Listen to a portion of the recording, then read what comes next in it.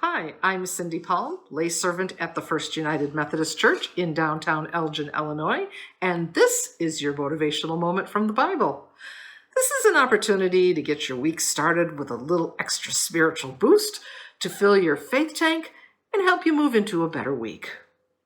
So, last week, one night, I was watching Jimmy Kimmel Live on TV.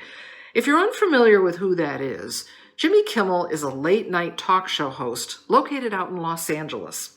And one of the things he does on his show is he will go out into public places and ask random people a series of questions. Of course, this segment is always funny because of the questions he asks and the crazy way that people answer. So last week, he was doing this out at Farmers Market in LA. Now, Farmers Market is a big tourist attraction in the LA area, so he's got lots and lots of people to choose from. So he goes out there, picks out random people, and he shows them this picture. And he wants them to identify who this is. And of course, nobody knows. Some think he's Harvey Weinstein. Some think he's a scientist because, well, that's what he looks like. And some people think he's an actor. Wasn't he on a show a long time ago? Now, if you don't know who he is, I guess it's kind of understandable. Because, you see, this guy is kind of like the groom at a wedding, because all eyes are on the bride. Or he's like the spouse of a famous person on the red carpet. So maybe you might not know who he is because you might not have noticed him.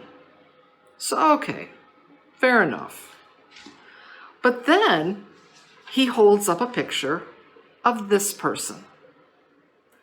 One person thought she was a Kardashian. Can you imagine? Neither can I. Several thought she was an actress. Now, come on. Really?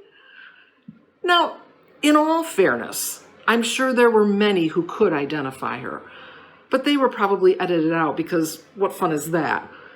But still, there were quite a few who honestly didn't know who she was.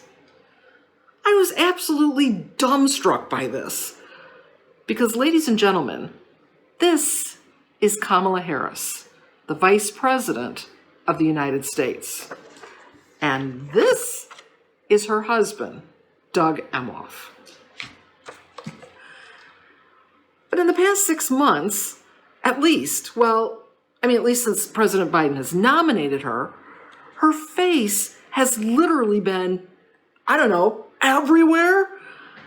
Now, I realize that government officials aren't always that easily identifiable, but there's literally no excuse for not knowing a vice presidential candidate, especially during the election season, when they're the most visible.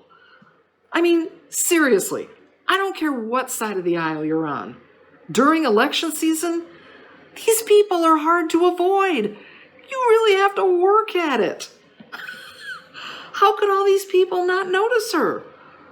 Not see her? What kind of rock are they living under? And then, in my pajama-clad, sanctimonious self-righteousness, I started thinking. And that's never a good thing. But before I start bashing people for being unaware, I guess I better ask myself how many people I do not see. How much do I not notice? Okay, so I know who Kamala Harris and Doug Emhoff are. Big deal. But do I know the name of the homeless people in my community?